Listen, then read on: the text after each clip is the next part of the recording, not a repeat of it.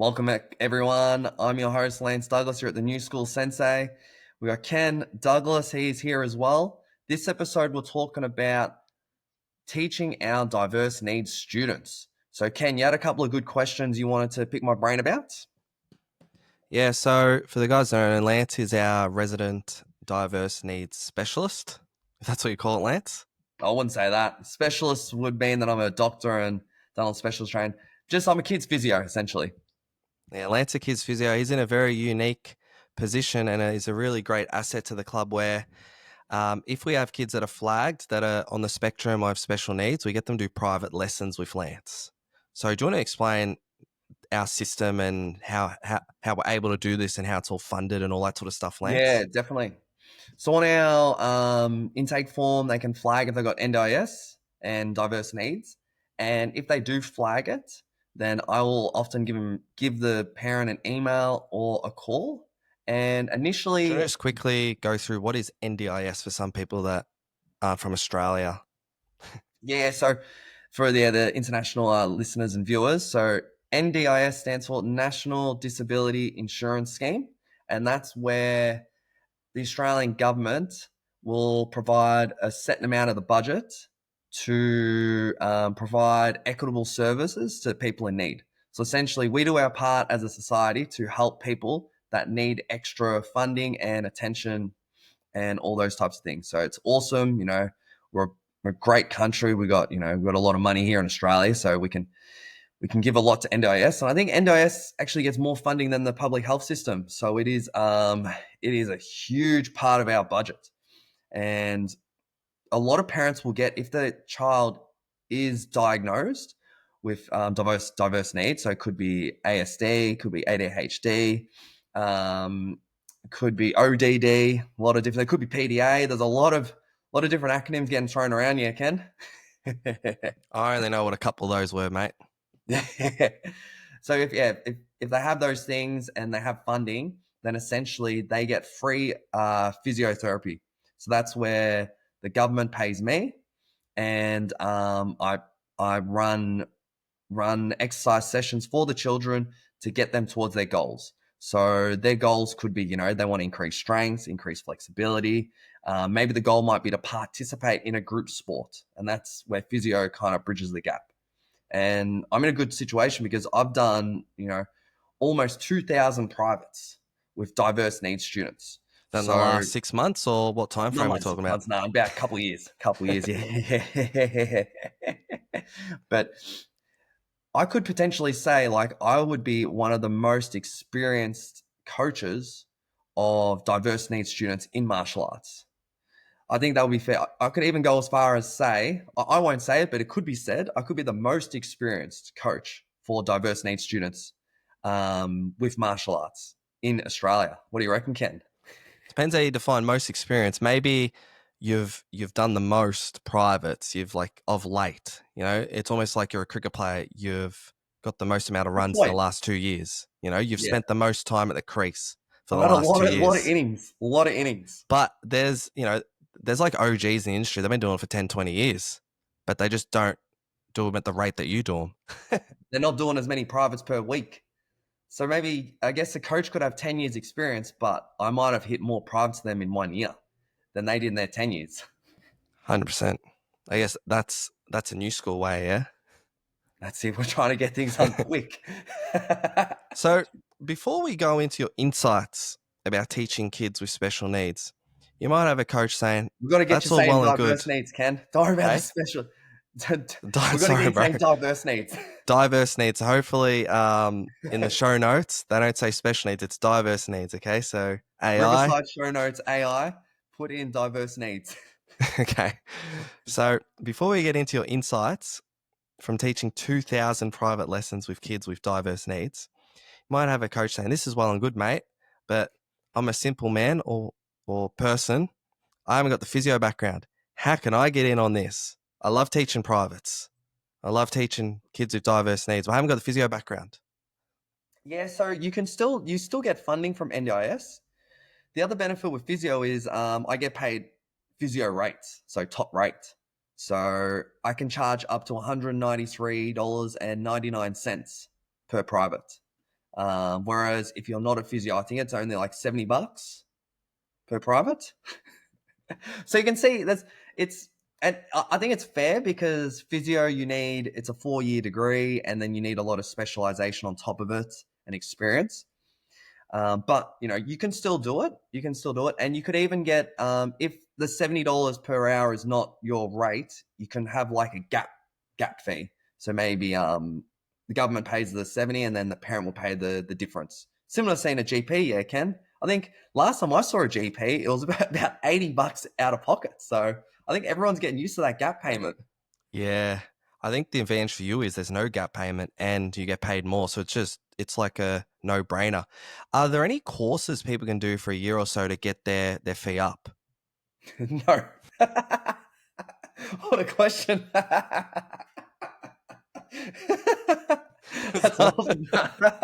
If you want to do a 4-year physio, or if you want to do, I think you have to do 4 years of exercise physiology, um, or how long psychology degree? So it seems like if you're starting out in this day and age, like if you want to go to uni, physio is a good way to go about it, and you still want to be like a martial arts coach doing privates, getting fully funded. That seems like a no brainer, yeah. It is a no-brainer. The only issue is physio is real hard to get into these days. I think it's gone up. You need like over 96, 97 Wow, ATAR. we. So, and as we've said many times on the podcast, the average coach, we maybe won't say it, but you guys know what we're saying, yeah. Let's be real. Us some coaches, great at martial arts, but not great with the books. That's it. All right, let's get into the meat and potatoes for this potty. After 2,000 private lessons with kids with diverse needs, what would be your 5 biggest insights, Lance? Boy, that's real tough. I would probably say after doing that many privates, I could probably only give one insight, and it depends. So because diverse needs, every child is different, and one thing might not work for another kid. So yeah, the insight would be it depends and be adaptable. If I could give just some practical tips though, so these things I assume you would do, but you might not be doing them. First thing is get a really detailed questionnaire done. So finding out things: does a child have triggers, meltdowns? If they melt down, what do they do to calm themselves down? Medications, likes and interests, because if you know they like Pokemon, you can add that into your session to get them on board. Are they playing any other sports? And the goals for the session. Does the parent want them to be a world champion, or do they just want them to participate and just get into a group sport because they've never actually done any group activity before and they've tried, footy, soccer, cricket, volleyball, swimming, and nothing stuck. So that would be my first thing: get a good questionnaire done. And then the second thing is, are we talking tips for people doing privates or group classes? I just want to hear about your insights, and then don't worry, I'll be grilling you about, because for us, it's all about group classes. We're not all blessed to be able to do privates. Yep. And then the second practical tip is have a big toolkit.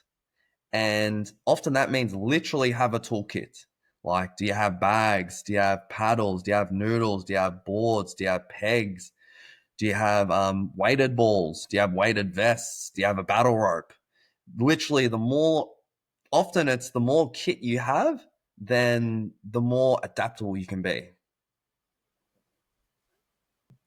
Well, so let's just say, if we talk about twins, for example, we don't get them to fill out a huge, like, 1-page doc like you do for the guys that are in that private sort of pathway, but we do get some information. Do you want to? This would help me as well. Like, often we get information about they might be level 2 ASD or all those different acronyms. Do you want to just talk about what are the main bits of information we might get as group coaches? What does that actually mean? Because it's all, if I just see ASD, I just label them all similar sort of thing. I don't have the knowledge of different levels and all that sort of stuff, and what we need to be mindful of. There is the belief, you treat everyone the same, and I can understand that. The only issue is equality is good, but these guys, if they've got an actual diagnosis, you have to be equitable. And that would mean they need to have more attention and more specialized attention. And that's kind of like the social contract we have as a society. Like in Australia, that's what we signed up for. This ain't, another, underdeveloped country. So that's if you're bringing them into your club and they have a diagnosis, then you have to be equitable. And so going through the different diagnoses they can have. So definitely this isn't medical advice for anyone out there. So, seek medical advice. Don't just chuck it in the chat GPT. Yeah. So if it says some easy things would be ADD, ADHD. So you could probably tell me that, Ken. That means that, they could have issues with attention and focus. So you would try and cater your lesson plan to keep them engaged. If they have something like ODD, so oppositional defiance disorder, can be things like they just don't like being told what to do. So instead of telling them barking orders, you might have to just, try and persuade, try to guide them, give them more choice. And you might have things like the one that's coming up quite a bit is PDA. So pathological demand avoidance. So these guys really, don't like being told what to do, and they get a lot of anxiety from it. So this is where it's hard to even, you wouldn't really negotiate or try and guide them. It's really, they need to have a lot of the autonomy there. Sounds similar to me, Lance. ODD and PDA, they both don't like getting told what to do. Yeah, PDA, it's a bit more, they get a lot of anxiety and other stuff attached to it. It's just a more heightened form. So, and they're pretty interesting, pretty challenging. And then you have ASD, so autism spectrum disorder. That's the hardest one because ASD could be anything. You have a lot of guys and girls and people, they have ASD and they can function, they look quite capable in the class. And then other people, maybe they got a level 2 or level 3. We probably wouldn't get any level 3s, but maybe level 2, they need a lot of assistance. So Those are your saying, main ones. if we see them saying that they're an ASD level 1, there's tactics and stuff, then you see level 2, you'll be looking, okay, we really have to be switched on here. But if we see ASD level 3, then you wouldn't see it in a group class. This is definitely not medical advice. Talk to your doctor or your psychologist. They're the specialists in this area. But from my experience, yeah, you'll get level 1. Level 2, they're going to need a bit of assistance. So, yeah. And it can be really tricky. So what's the difference between a level 1 and level 2? They just need more assistance in group situations, more assistance with activities of daily living. So maybe they're not able to go to the toilet independently. Really? As like a level 2? Yeah, it's a bit of a spectrum. But there's quite a detailed diagnosis for it. Okay, fair you enough. Probably took your wife as a all over it. Right. Maybe we've got to get her in. More specifically, the real science. And then I've also had some students that have been mute. What's a specific term that gets written on the waivers and questionnaires and stuff? Yeah, these ones I really enjoy working with these kids. Selective mutism. So they're selectively mute. We haven't actually had a kid who's mute. We've only had a couple of kids who are selectively mute. So they choose not to speak. Right. So can you run that again, bro? So you can be mute or selectively mute? Yeah, so a mute, they can't talk. Maybe it's something messed up with the voice box or, I don't know, the mouth. They just can't talk. They're a mute. Whilst if you're selectively mute, you choose not to talk. Interesting. So it's a tough one. And often our experience, so again, it's, as you can see, Ken, I got to do the disclaimer. It's not medical advice, not psychological advice, because my role is a physio. It just so happens to be I have to get exercise goals working with people with these conditions. So I can't give you like specific advice, but from my experience, you have to build a lot of rapport, make them trust you, and then so they can open up, and then they can function within the group. So I guess if you see this, if you're a group class instructor like me, it's Mm-hmm. flagged on this on the roll call. It's flagged to have a look. Okay, he's selectively mute. I'm not going to start the class and go, okay, guys, I don't know any of your names. Can we go one by one? Tell me your name. And then as soon as it gets to that guy, he's gone. Yeah. 100%. I Yeah, think that's that's something that same. I've stopped doing. I used to do it because I need to learn the names, but I sort of realized, even for me, back as a kid, I hated saying my name. So if you look at it, even I hated reading out aloud, all Mhm. that sort of stuff. So I think that's where it's changed. I'm like, okay, I got to put myself in their shoes. You're in this big class. You got to say your name in front of it. It might seem easy for some people, it can be hard for others. It is still good to do though. It's to build their confidence. So you can see both ways. True, true. I think now I mainly look at the roll call and we got the pictures. That's why I'm really trying to get into our coaches. We need to take photos of these kids, obviously, but it's just professional reasons so that you can see who they are in the roll call. So I can look at them and I know their name. You know what I mean? Yep.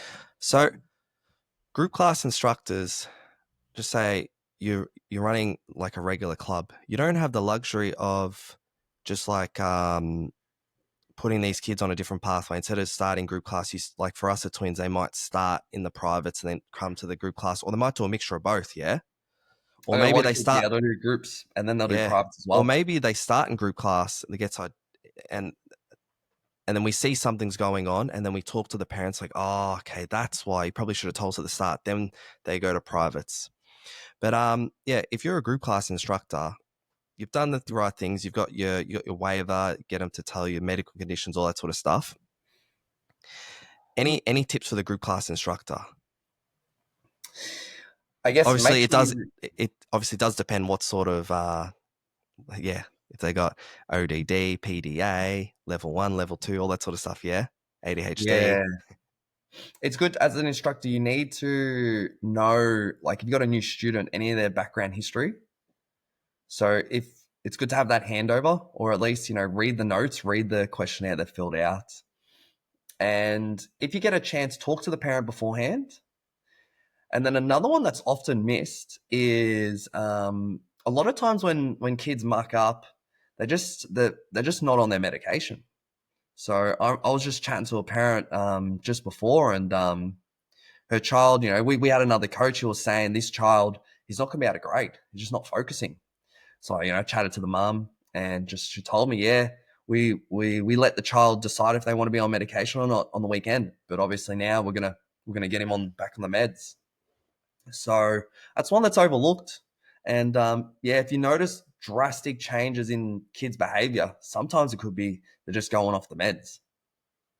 Yeah, I think for me as a simple man, simple martial artist, the way that I would do it, if I know I've got kids that have got diverse needs, obviously have assistants. So if you're running kids classes, from my experience, I found the kids with diverse needs, they sort of do settle down as they get higher up. They know, I guess, they've pretty much survived. If they've survived through 3, 4, 5 years, they're like I can sort of teach them, like just like any other kid, but they're just starting. They're a white belt. We need helpers, eh? We need assistants, and usually that's the role of our assistant instructors to give us that chop out. Yeah, Lance. We always tell the assistants they've got the hardest job because the main coach just guides the entire class, and the assistant has to work with the new students, any diverse needs students, any kids mucking up. So it's really your assistant that does. Your assistant essentially is giving them a private. So it works. It's good for their experience because they get better at coaching by coaching our diverse needs kids. And then the diverse needs student, their family, they get the one-on-one attention and help them to eventually work into the group class by themselves. I like it. And I guess second tip for me would be if your goal is to run a good class, a really good class for everyone, you'll eventually figure it out. Like you're reflecting after each shift. What are the things I did right? What are the things I did wrong? Okay. Um, Johnny has ASC level 1, rocked up late, missed the opening spiel on rules, and then he ended up getting fouled out multiple times in the class. Okay, I might think to myself, hang on, probably because he was late.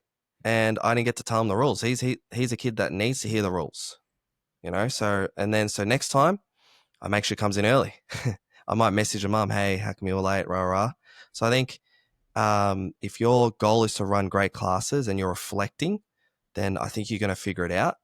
As a third tip from me would be you got to really try and educate yourself. So going to the martial art conferences, because this is getting talked about a lot, talking to other coaches, you know, maybe reading some books, podcasts, all that sort of stuff. What's your thoughts on that, Lance? Yeah, Aiden, he asked me just the other day, asked for some tips on how to work with a particular diverse needs kids.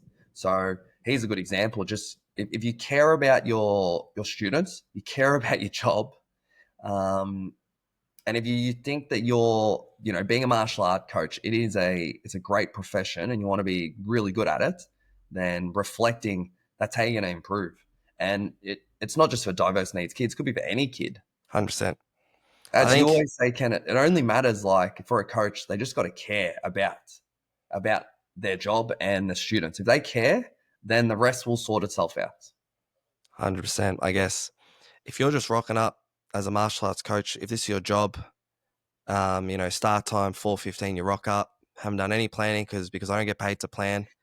You rock up there, no stopwatch, nothing planned, no coffee, no good music, nothing set up, haven't even looked at the roll call. You're setting yourself up for failure, ain't that right, Lance? It's going to be a hard 30, 45 minutes for you. Martial arts, not as being a coach, it's not a job where you can just clock in, clock out. If I can respect it. If you want a job like that pays really well, you're probably going to get a union job on a work site. Clock in, clock out. You got the union to protect you, and but definitely in martial arts, we ain't got a union, and the students no lie. So if you run a bad class, they're going to let you know about it. Some of the So students, that's it. They'll let you know about it. they'll definitely let you know. They're like, yeah, that sucked. Well, I guess the ultimate way the student will tell the instructor is they'll just quit. Yep. Yep. So yeah, hopefully the guys who are listening, the coaches or people who want to be coaches, it's something you're passionate about and you take very seriously. Because I know us at Twins, like, even though being a martial art coach, it doesn't require a university degree. There is no real, accreditation, but we treat it as if we're doctors and lawyers. Like, we're reflecting, we're researching. As I've said it about Aaron, like, to him, he treats his job as a coach as if he's a pilot. Like, he's dotting his I's, crossing his T's. He's trying to get everything just right. And that's yeah. I think if you're a coach, I think that's how it has to be. What a way to wrap it up, mate. Oi. Okay, guys, if you enjoyed that, let us know. If you want any more tips about diverse needs, any specific questions, send us a message. We might have to try and get your wife in, Ken, Lauren, because if we can talk to an actual psychologist, because for me as a physio, I can't really give like specific advice. If it was about exercise or injuries, then yeah, that's part of my scope of practice. I just so happen to I just work with people to get them stronger, fitter, and they just so happen to have diverse needs. So yeah, if we'll have to if we can't get in Lauren, we'll get another psychologist in, I reckon. Mate, they're fully booked. Yeah, good. Well, we'll pay them. Well, what's the rate? What, $250 an hour? I might have to pay. That's it. Okay, guys. See you in the next one.